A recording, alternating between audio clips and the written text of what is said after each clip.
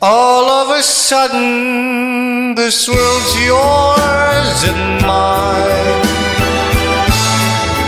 All of a sudden, water tastes like wine. Whenever I see girls and boys selling lanterns on the streets. Kaya sinabi ko, it sounds a bit similar to my voice. Why not try to sing it? So I practiced and practiced and practiced. Beautiful girl, wherever you are. Da, da, da, da, da. This coming October 30th, it's gonna be 4 years since my dad passed away. Sayang hindi ka na niya nakita na mag-perform at manalo sa He always saw some musical talent in me. Kaya if he was alive, iisa lang masasabi niya. Sabi ko sa'yo yeah, because he always saw something in me about music, because even when I was just a little baby, even if I didn't know the lyrics, kahit ewan lang yung lumalabas sa bunganga ko, it was still in tune. Napapansin nila. Hindi namin maintindihan yung sinasabi ko, but yung tunog the unintelligible sounds coming out of my mouth, katunog pa rin nung lyrics. It all started when they told me that, yun nga, my voice had similarities kay Matt Monro. Kantahin mo to sa video, okay? Aralin mo the first song that I learned kay Matt Monro was If I Never Sing Another Song, but they told me na mas bagay dati. Ngayon, sabi nila halos lahat daw But dati, sabi nila, aralin mo, Walk Away. Walk away, please go, before you throw your life away.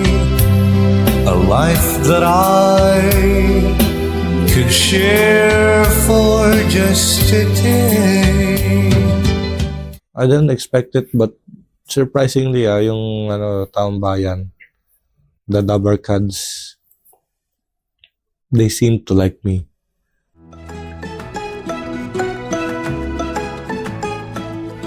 Hi Dreamers, this is Jerry Salvador and welcome to the Pillow Talk, where dreams get unplugged. Ang kasama po natin ngayon, isa na naman pong singer. Siya po ang clone ni Matt Monro. Let's all welcome Rouelle Cariño. Hello! Hi everyone. I hope you're having a wonderful day, and I hope you're gonna enjoy this interview that we're gonna do today. Wow, parang kaboses na ni Matt Monro kahit yung intro pa lang. Welcome, Roel, sa The Pillow Talk. And for today, ang pag-usapan natin is about your life. So, congratulations nga pala dahil ikaw ang second runner-up sa The Clones. And ngayon, regular ka na sa Clones Open. So, how does that feel for you? It makes me feel astounded because I never expected to be a regular on Eat Bulaga, because I'm used to watching Eat Bulaga on TV, but I did not expect to be a part of it. Yeah. Kaya it just amazes me. Congrats. To see myself on TV, to be admired by people, kaya it amazes me talaga. Honest to God. That's great. And sobrang deserve nyo lahat na naging regular nga. Other clones din, di ba, are part of it also. So, let's start with your childhood. I know, bata ka pa. 15 pa lang.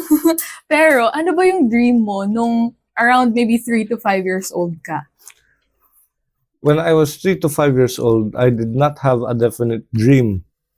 But something about entertaining people, about entertainment in general, it always captivated me from my early days to my less early days, kasi it's still early, bata pa ako. Yeah.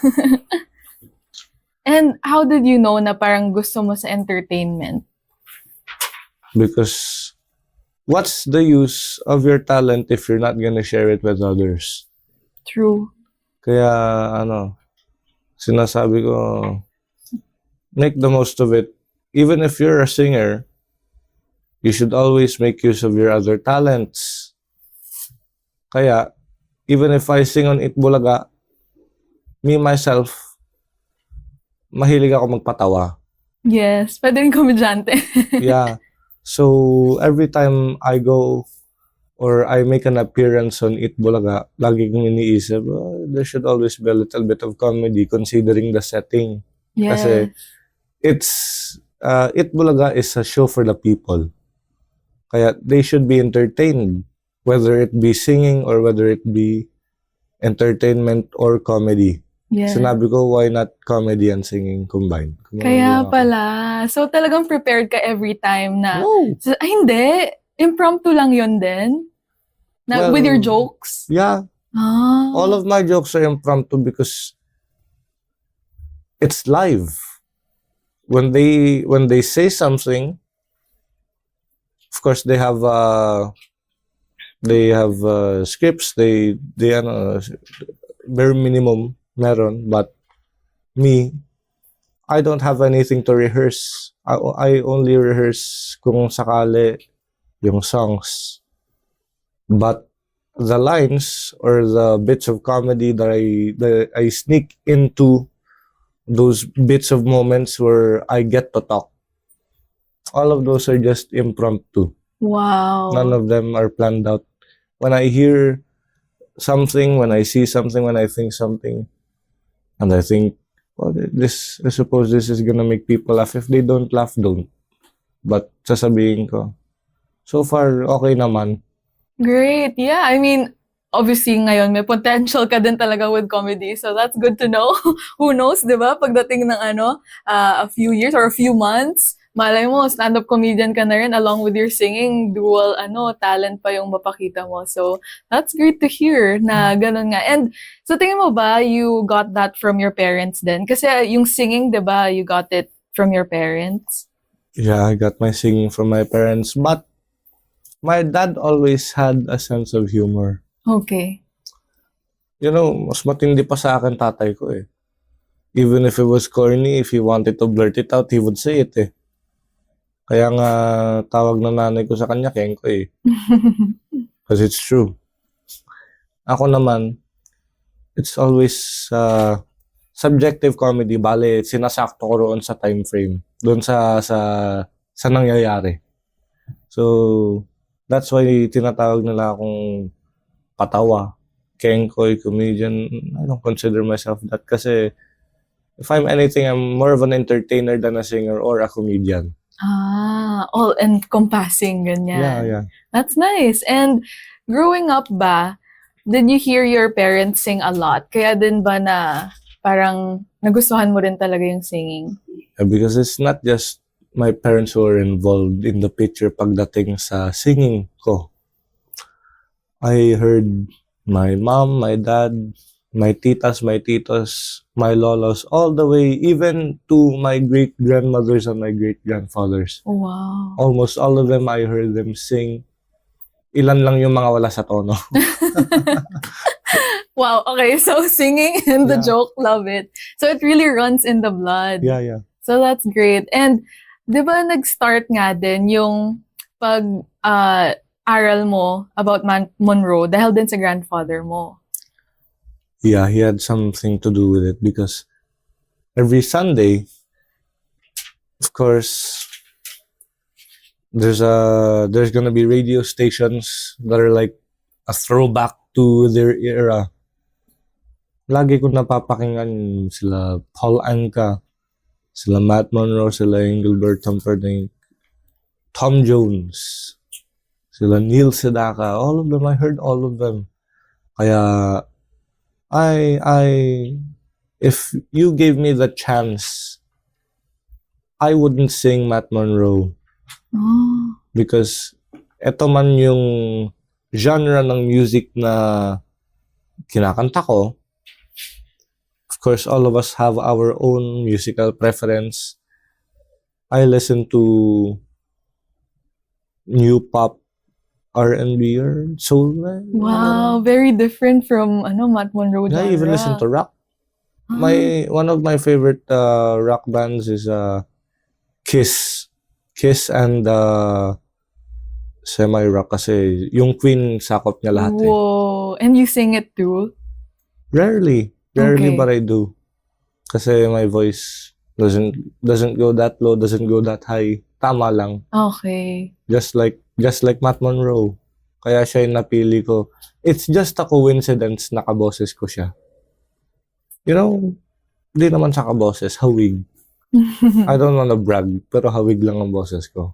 Wow. If you ask me, kaboses mo ba siya? Hindi. Hawig lang. Hawig lang yung boses. Very humble po. And how was it like growing up with your family naman? It was always lively.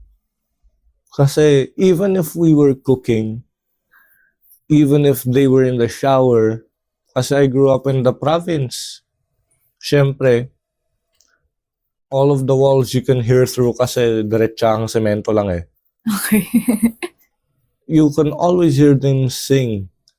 My grandfather, you'd always hear him sing mga Engelbert, Spanish Eyes, The Last Waltz. But, you know, my mother told me one thing eh. There was one song that he couldn't sing. Hindi siya makasunod. And I find it strange kasi mabagal lang siya. Yung refrain ni Jose Marichan. Oh. I look out and I see the rain. He couldn't sing it kasi medyo hirap daw siya ron sa pagsunod. Pero lagi niyang pinapakanta sa nanay ko. Oh. So, music never left the house. Whether we were inside or outside, lagi may music. Yeah. But unfortunately, your dad had to leave you guys. Yeah. At what age was that for you? Yeah, because I was around. Well, there was actually a time when he physically had to leave, but he did not die pa. Oh. When I was 5, he went to Dubai to become an OFW. And a few years later, around 5 years later, in 2021, he unfortunately passed away when I was 10. So it's been 4 years, almost 4 years. This coming October 30th, Oh. it's gonna be 4 years since my dad passed away. Sayang hindi ka na niya nakita na mag-perform at manalo sa He Roel. always saw some musical talent in me. Kaya if he was alive, iisa lang ang masasabi niya. Sabi ko sa'yo eh. Yeah, because he always saw something in me about music. Because even when I was just a little baby, even if I didn't know the lyrics, kahit ewan lang yung lumalabas sa bunganga ko, it was still in tune. Napapansin nila. Hindi namin maintindihan yung sinasabi ko, but yung tunog the unintelligible sounds coming out of my mouth, katunog pa rin nung lyrics. Like katono. So sinabi niya, he has potential. He already knew. Yeah. Yeah. But tama lang. Because he admittedly he was an inferior singer to my mom. Kaya who knows? Basta alam ko payapa na siya yan. Kung marinig niya man, enjoy niya. Pag hindi, duwag. I'm sure na-enjoy niya yan. And like you said, nakita niya na yung potential even before. Yeah. So he probably knew na you're gonna do great in life. So, ayun. Ano ba yung work ng parents mo? My mom is a former TLE teacher. Mm-hmm. That's why she loves agriculture so much. My dad is a Marine. Ah. So that's why they were for like the first 2 years of my life. My dad was a Marine. My mom was a teacher. So there was only a small part of the day, around 6 hours, a quarter of the day, na magkasama kami. So I was always left with my titas and my grandparents. That's why I conform to their type of music kasi lagi ko Oh, silang okay. kasama. Yeah, and now you're a student, right? Yeah. So, paano mo naman na-juggle yung schedule mo as a student and now yung sa Itbulaga nga? It's difficult kasi I was given a chance by my subject teachers. As long as you comply, as long as you pass your assignments, your projects, your performance tasks, even if it's late, will pass. You will pass. Basta maibigay mo. They don't care about the deadline. Basta maipas ako, may grade pa rin ako. So, that's why if I'm absent sa araw na ito kasi nasa Itbulaga ako, when I get home, I'm gonna do the assignments tapos ipapasa ko sa kanila. No matter if it's overdue, may grade pa rin ako. So, that's why I'm grateful to all of my teachers. Yeah, it's good that they're very understanding of your Yeah, yeah. situation then. And what about for college naman? What's your plan? May plan ka na ba kung anong kukunin mo? It's a bit early, pero me, I've always been interested in public service. Okay. Kaya even now sa school, doon sa student council namin, sabi ko, I can endorse you guys, whether it be oral, whether it be financial. But there's an extent. Siyempre, hindi naman ako magbibigay na magbibigay. You need to show me something. But I've always wanted to be a lawyer. Ah. Kaya nga, nung nag-second runner-up ako sa Itbulaga, ginood time ko si Tito Sen. Oh! Lumapit ako sa kanya, sabi ko, Tito Sen, sa koleyo, balak ko po mag-abogado. Pwede turuan niyo ako? Oo naman. Wow! ang galing niya makisabay ng trip eh. Yeah, you're Yeah. already under the wings of Tito Sen, di ba? Matuturuan ka na. Ang galing niya makisabay sa sa jokes eh. Tito Sen, paturo. Oo naman, sige. Pero pwede rin maging totoo, why not, di ba? Kung yun talaga Possibly. yung plan mo din and yung Yeah. gusto mong mangyari. Yeah, possibly. Okay. But that's the plan. Lawyer. Pol Sci, political science. Yeah. We'll see din, mga ilang years pa, parang 4 years pa din. Yeah. Mga No, ganun. kasi may senior high kami. Ah, okay. So mga 5 pa Yeah, before you... 5 or 6. Okay, 5 or 6 before you reach college. So marami pang pwedeng mangyari. Yeah. So we'll see. Pero that's good to know. And good luck. And now going to the impersonation again. How did it start ba na... So you heard from your grandfather, yung songs, ganyan, and your family.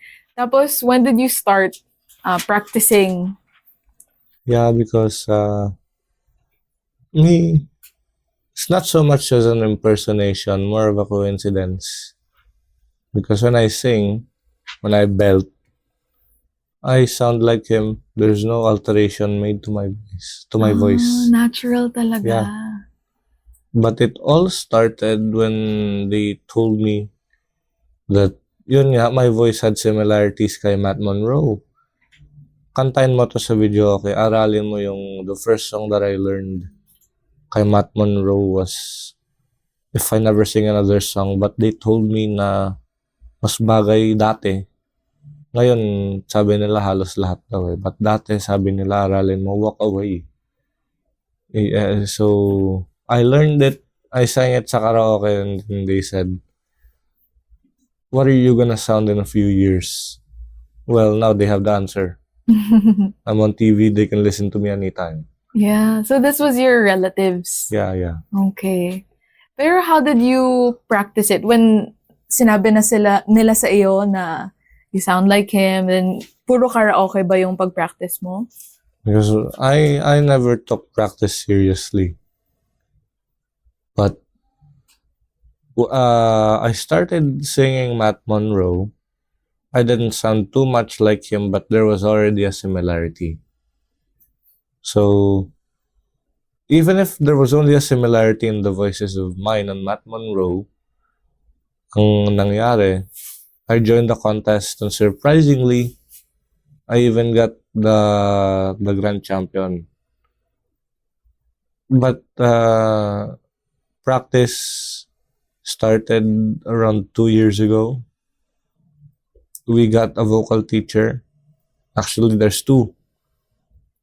But iisa lang sila when it comes to the booking, because they're husband and wife. Okay. The husband plays the piano. The wife is the one who sings. Sir Lloyd and Ma'am Eva, Ma'am Joy. Shout out po. Shout out. Thank you. Hi. No, but we got vocal teachers. They told me that I was one of the students who was comparable to a vocal prodigy. Pero Wow. they said that kasi in the span of around 3 sessions, kasi one of their sessions is around 800. Okay na yan 800. My vocal range went up. My breath support gumanda raw, sinabi nila. When they tell me something, they had no difficulty of putting it in effect kasi susunurin ko raw kaagad. So that's why they told me, ikaw, mahusay ka, you're not gonna have any difficulty sa pag-practice ng ganito, ganyan. So, here's a fun fact. Actually, doon sa vocal teachers ko, I've never surpassed the number of 25 pagdating doon sa pagpa-practice namin. So far, I think I've only practiced with them 18 times. Whoa. Kaya, sinabi nila, they're astounded, they're mind-boggled kasi sinabi nila, totoo ba? 18 sessions lang ng practice ninyo. Tapos, hindi ka pa nakaabot ng 30, 25, or even ganitong number. Nasa TV ka na kaagad. Yeah. Because, my voice only improved. Because this is a proven fact. Even if you're a singer or you're not a singer, kahit hindi sa subject of singing, you need to learn from others, but you also need to make your own effort. Kaya, they taught me how to sing, how to improve. Then when we weren't rehearsing or having vocal lessons, I was the one who was trying to find out, parang kinakapa ko yung voice ko. So, it only improved around because if you listen to my old recordings, you could hear my voice tremble. You could hear my voice trembling when I was singing. Ngayon, stable naman na yung tunog, but my voice only started improving around December last year. Whoa. Before that, I sounded terrible. Joke lang. Pero yeah, that's true. My It's like- voice only stabilized December. You're born to do this. I think so. Not in my opinion. Nagkataon lang. Yeah, but I'm sure more and more, mas lalo pang gagaling, mag-mature pa din yung voice mo and everything with all the lessons. So, malayo pang mararating mo for sure. And the fact na ngayon pa lang, parang ang layo nang narating mo, di ba? With even just a few sessions pa lang. So, you're doing great. And when it comes to, joining Eat Bulaga, how did that happen? Well, I was one of the few lucky people who did not audition for the clones. Oh. Because we were basically scouted. I myself was personally taken in by our director sa the clones. The first message that our director actually sent me was, "Are you the Rouelle Cariño who sounds like Frank Sinatra?" Hindi pa Matt Monro Oh. Nagkataon lang kasi nung panahon na yun, may ako May trangkaso din ako noon Of course, pag may trangkaso ka, mas magasgas yung boses mo. Si Matt Monro, smooth. Pag si Sinatra, may gaspang. But sinabi ko, opo, ako po yung, yun nga, yung ka-voice niya. Sinabi niya, gusto mong sumali sa The Clone sa Itbulaga? Sinabi ko, sure, why not po? You know, I have a saying Luther Vandross, Dance with My Father, di ba? Yung linya ko, Talk with My Mother. Yeah. Yeah, kaya sinabi ko, kausapin niyo muna nanay ko, tignan niyo kung papayag siya. Yes, nandyan din si tita ngayon. Yeah. Siyempre, laging kasama kasi minor pa. So, pumayag si tita. And then, it just progressed. I didn't expect to be one of the winners in the grand finals, maski second runner-up. Kasi, you know me, I'm not a competitive person. If you give me a chance to be equal with my opponents, I will take that chance. I don't want to be lower, nor do I want to be higher. Gusto ko pantay kami. So, to put it in simple terms and in simple words, trip ko lang sumali. Yeah. Because it was for my own amusement. Sinabi ko, my own amusement, kung successful man, amusement of others. Kasi mapapanood nila akong kumanta. Kung magustuhan nila ako. So, I joined, I sang. Then, I didn't expect it, but surprisingly, yung taong bayan, the Dabarkads, they seemed to like me. Kaya I was wondering, why do they like me? Then I realized, I don't want an answer. Keep liking me na lang. Keep liking me na lang. You I don't need an answers. Yeah. I feel like, you don't want answers, pero kasi, ito lang yung sa tingin ko, you're just being yourself, like you said. And you're just enjoying it. And nakikita yun ng tao na you love what you do, and you're great at it. So, sorry for answering. Yeah, it's okay. Pero yun, that's what I think. Yeah, I get it. I gets ko naman. Yeah. But, sinabi ko, wag na lang natin sagutin. Oo. Basta like niyo ako, continue liking me, basta wag niyo titigil. Yeah. Yun, and so many people do love you. Yeah. Kaya nga, diba, naging wild card ka pa. Yeah. So how did that feel for you? Of course, it made me feel appreciated. And it made me feel not so much needed, but wanted. Kasi I got dropped out during the male grand finals. And then there were so many comments and so many remarks on the internet. Ba't niya tinanggal si Roel? He sounded so much like Matt Monro. You could have at least made him a runner-up doon sa male grand finals. So I think maybe it was planned, maybe it wasn't, but I was one of the first clones to be informed that there was gonna be a people's choice, a Dabarkads choice. And you know what surprised me?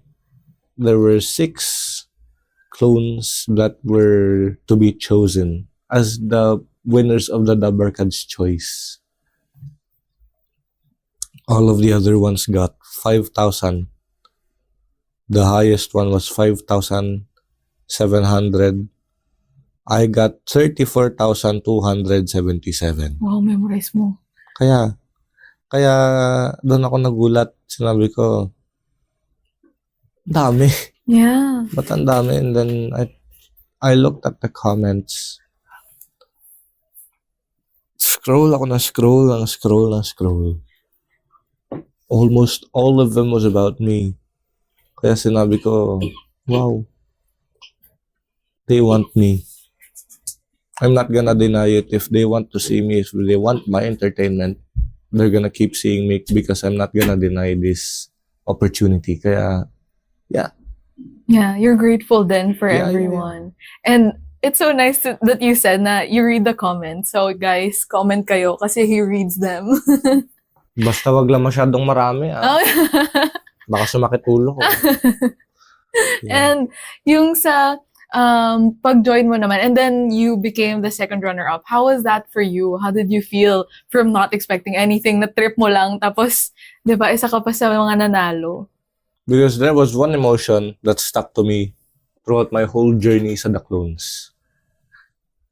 Amazement and surprise. I was surprised kasi why?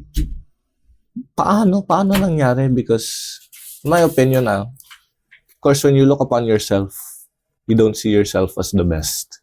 That's true. I've always admired the other clones.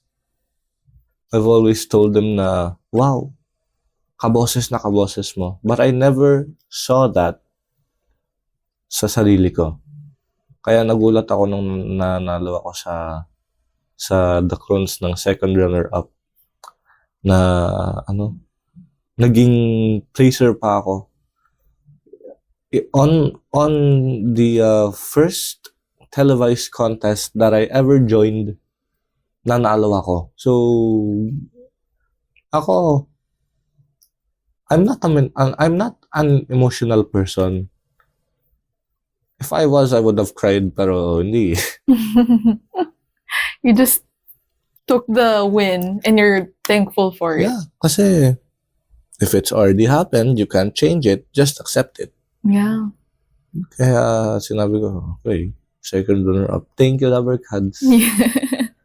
But I am truly grateful. They voted me back, and I was chosen to be one of the runner-ups by the judges. So I'm grateful to the Dabarkads and the judges, etc., etc. But overall, grateful talaga ako. Yeah, again, congratulations. Yeah, thank you. And another thing, how did you feel and what happened then when Matt Monro's family contacted you?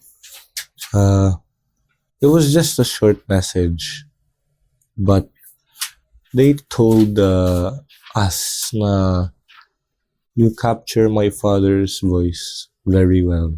Keep up the good work. And then, nakakainis nga na maging unemotional. Kasi, of course, it meant a lot to me, but I didn't know how to express it. Kaya, sabi lang namin, thank you, period. Yun lang yung namin. Thank you. Ganun lang. Thank you very much. Kaya, I don't know how to express myself when it comes to text, to chats. But when it comes to talking, tsaka mo lang talaga malalaman kung sino ako. Yeah, so that's why it's great we have this because now we get to know you here even more sa podcast na to. So very interesting din nga how your mind works. And also, when it comes to your outfits, nagkaroon ka ba ng parang makeover? Kasi from your first videos to your most recent, parang mas naging fashionista ka na That's the thing. Because if Studio 5 or if Itbulaga, Studio 5, Itbulaga, isa lang yun. But if they don't like your outfit, they have their own wardrobe to lend you for the episode. Kaya yung unang outfit ko sa Itbulaga, that was lent to me. During the semifinals, that was lent to me. But onwards, after the semifinals, they were my own outfits. Because I had the help of my kuya.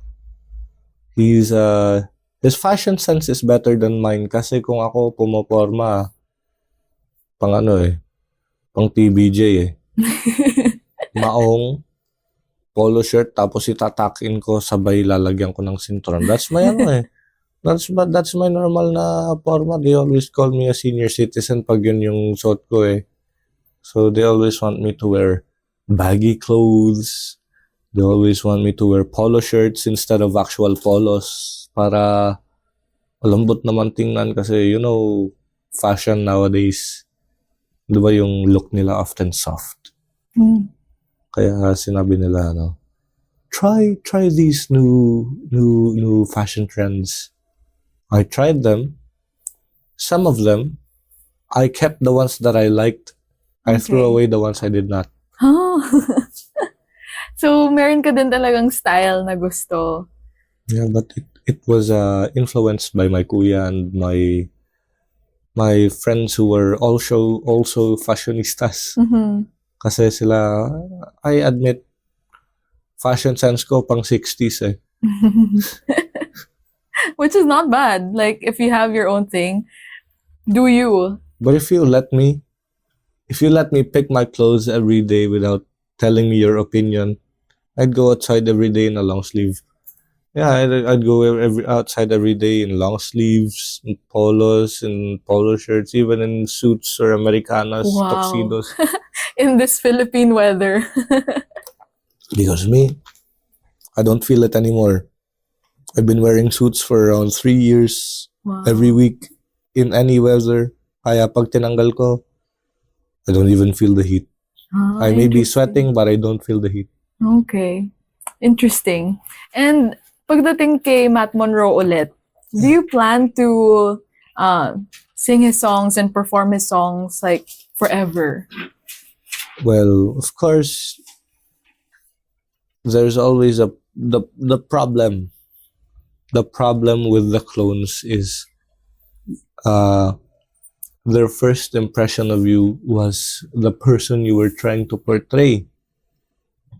But I know, because I've already been informed, that they want me to distance myself from Matt Monro and make an own name for myself. Who said this? I'm not gonna say, Okay. kasi it's a bit confidential. I'm not gonna drop any names, but they told me na even from the netizens, even from the citizens, the Dabarkads, they told me that try to distance yourself from Matt Monro. Try to write some songs. Admittedly, I'm terrible at writing songs eh. I can only write paragraphs. Doon ako magaling eh. Contracts, yeah, I've written contracts before. Wow. Resolutions, yung mga ganyan, basta may perma nila. Put it into effect. But they told me to distance myself from Matt Monro, try to make an own name for myself. Sinabi ko, how?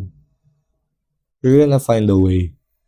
We're gonna find a way because we're gonna be the ones who are giving you this opportunity. Of course, this is still in TVJ eh. Okay. We're gonna give you an opportunity. Kaya, sometime in the future, do you remember the Broadway Boys? A little bit, yeah. Yeah, the Broadway Boys nung Lola's Playlist. Mm-hmm. They were themselves. But It Bulaga accelerated their career.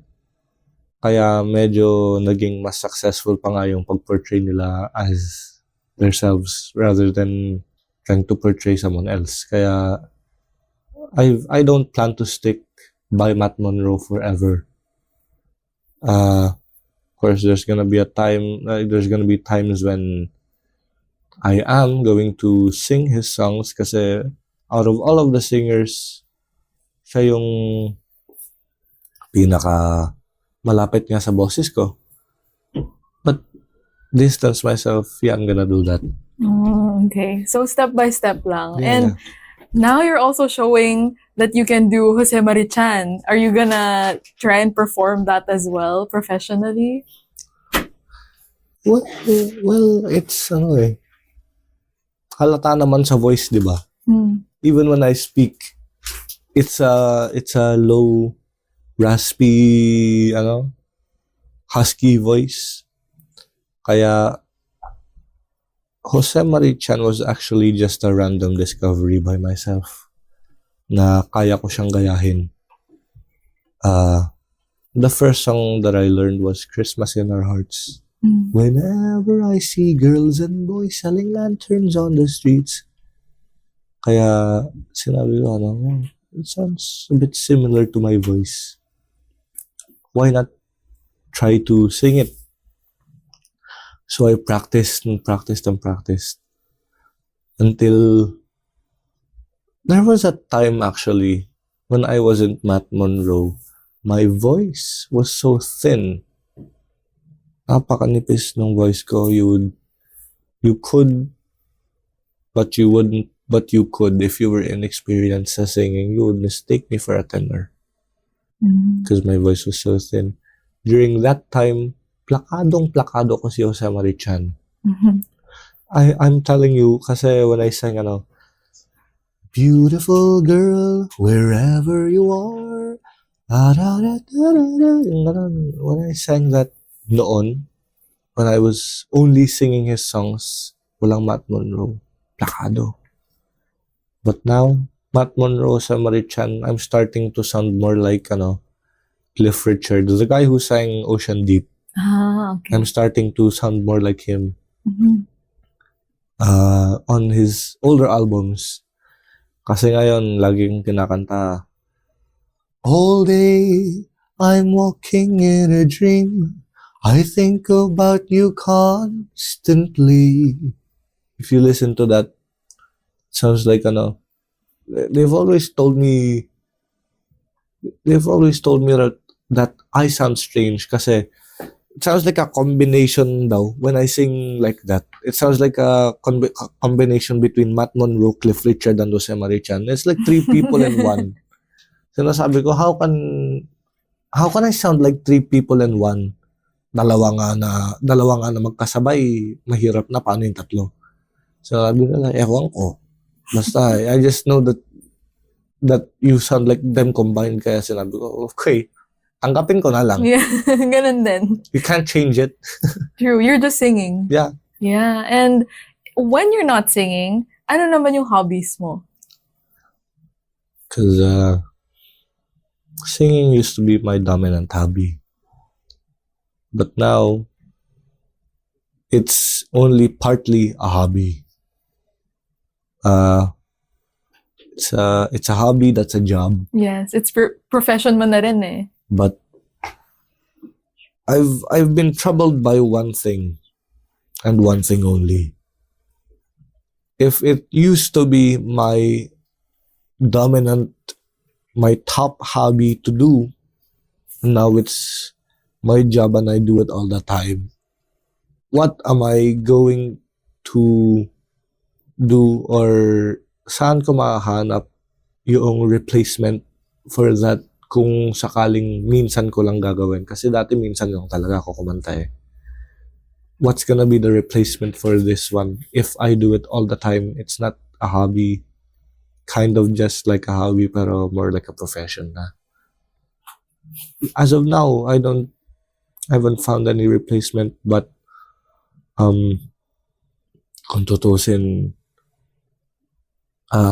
maybe writing. Writing kasi me, of course, I'm just a student.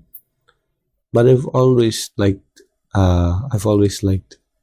writing paragraphs, poetry, if I can, and all of the other stuff. Actually, they told me that if you can write poetry, you can write lyrics. Exactly. Problema ko nga lang, it's a bit difficult for me to write poetry, so that's why I'm more on writing paragraphs, resolutions, ganito kasi you know why I keep putting resolutions in the picture, kasi ako presidente ako ng klase. Okay. I keep writing resolutions, hinaharap ko sa advisor. If it gets approved, gets put into effect. Dati, nagsulat ako ng resolution, sinong tumayo, tatanggalan ng upuan. Yeah, it got approved. Kaya ngayon, tumayo man sila. From the start of the class to the end of the class, wala silang upuan. Mabuti nga, tsaka lang sila tumatayo pag 5 minutes na lang yung natitira. Kaya 5 minutes lang din sila nakatayo. But they may say it's a bit cruel. I agree. I may put it out of commission na. Kasi baka hindi nila sinasadya, pero tatanggalin tatanggalin ko na. I plan to listen more sa sa mga officers pati students sa room.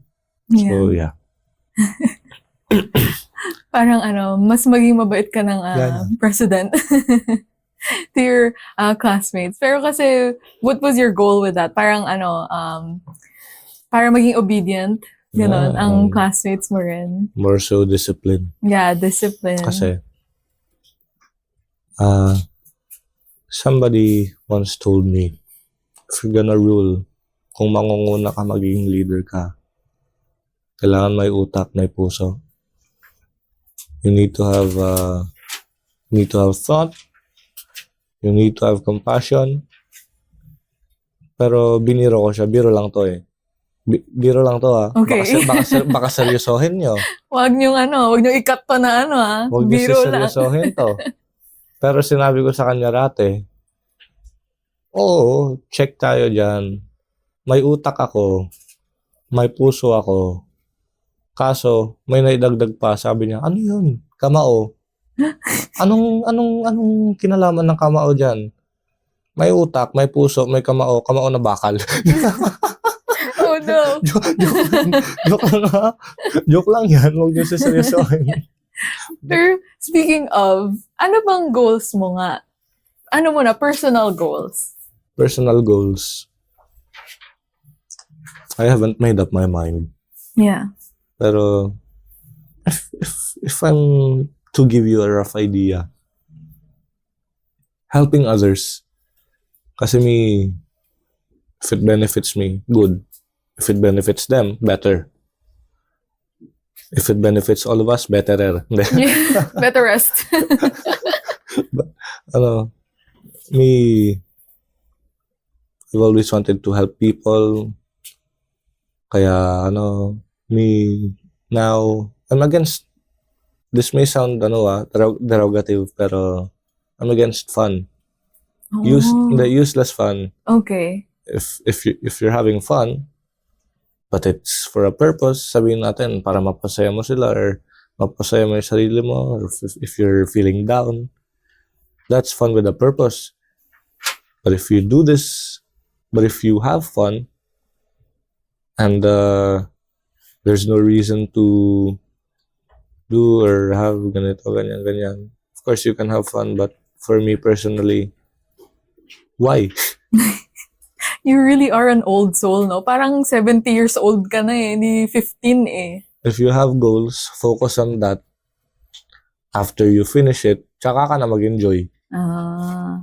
Just like just like you said, old soul, tsaka lang nag-enjoy yung mga tao pag nag-retire na sila eh. Yeah. But that's a bit if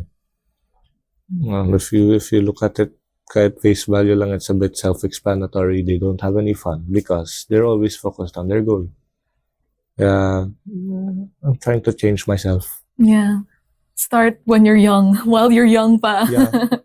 It's good na you're very mature then to realize that na fun is also needed. Pero like you said, if sa tingin mo you need na to have a purposeful fun, why not? That makes sense then. Yeah. What about for work naman? Ano naman ang goal mo dun?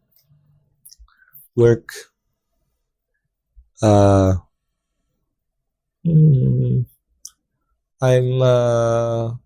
determined to to get into the course of political science. Kasi one of my inspirations is actually one of my titos, because he's a judge. It's very difficult to be a judge, to even get to the position of a judge, even not even a judge, even just a regular lawyer. It's kind of difficult to get there. So you're gonna study for this, you're gonna do that, you're gonna do this, ganyan, balik-balik. Then after all of that, you need to pass a bar exam. Yeah. And it's not even guaranteed that you're gonna pass. Kaya sinabi ko, what's one of the most difficult courses? Let me challenge myself pagdating ng panahon. That's the one I chose. Kasi I've always wanted a challenge. your life isn't gonna be exciting if you don't have any stress. Wonderful quote. Yeah, because it's impossible to it's impossible to live. There's no life without any bits of stress, kahit 1%, even if it's just 1%. Yeah. Kaya sinabi ko, what's the most difficult course in college na pwede kong kunin? Call sci. Sure. Let me shoot that high. Yeah. If I miss, try again. Kaya sinabi ko, what do I have to lose? Of course, I'm gonna lose money. My tuition yun. But I always like to challenge myself. Yeah, you really want to live life to the fullest, it seems Yeah. like. So, Yeah. that's great.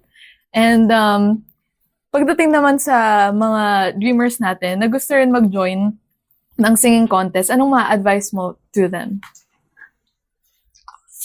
Join.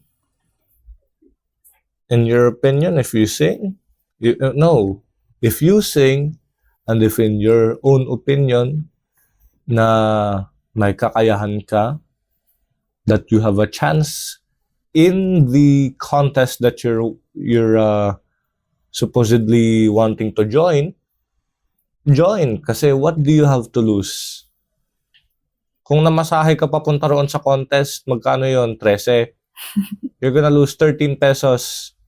If you lose, you're gonna have consolation, madodoble pa. 13 magiging 26. Oh, saan ka pa? Basta, if you want, join. If you lose, take it with grace. No hard feelings. Befriend them. Kasi, you know me, if I once lost in a contest myself. You know what I did? Kinausap ko yung singer, yung nanalo. Then I asked him or her for advice. They gave me advice. I used it. And unsurprisingly, my singing got better kasi I used advice from other people, especially the one who beat me. Kaya, sali lang kayo. Maski matalo kayo, may consolation pa rin yan. That's so true.